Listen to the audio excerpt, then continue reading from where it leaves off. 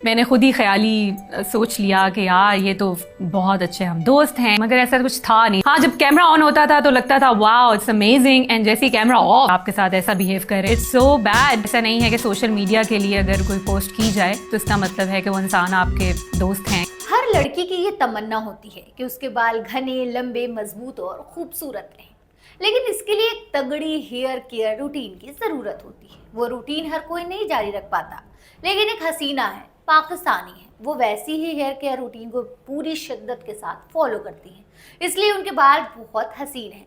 और वो हसीना है नईमा भट्ट, जिन्हें हम रुबाब के नाम से जानते हैं। जी हाँ, पिछले साल आए पाकिस्तानी ड्रामा कभी मैं कभी तुम शायद पाकिस्तान में इतना ज्यादा हिट नहीं हुआ जितना कि हमारे इंडिया में।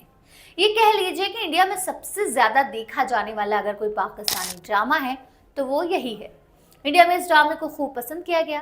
इस ड्रामे के मेन लीड कैरेक्टर शर्जीना यानी हानिया आमिर और मुस्तफ़ा यानी फहद मुस्तफ़ा की तो तारीफें हुई, लेकिन साथ ही साथ रुबाब यानी नईमा भट्ट ने भी सबका अटेंशन अपनी तरफ खींचा। उनकी पर्सनालिटी ने सभी को अट्रैक्ट किया। बहुत से लोग तो ऐसे हैं जिन्हें शर्जीना से ज्यादा रुबाब पसंद आई, इनफैक्ट मुझे भी, टू बी वेरी ऑनेस्ट।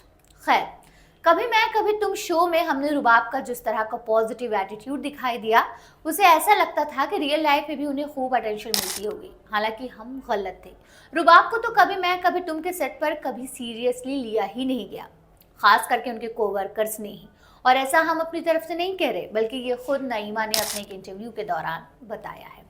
जी हाँ, गपशप से बातचीत में उन्होंने कहा कि मैं अपने एक्सपीरियंस से कहूंगी, मुझे लगा था कि मुझे कभी मैं कभी तुम के लिए इतनी तारीफ मिल रही है, मेरे कलीग मेरे काम की तारीफ कर रहे हैं, मैं बहुत एक्साइटेड थी। हालांकि ये सब मुझे लगता ही रहा, क्योंकि ये सब मैंने खुद ही ख्याली सोच लिया।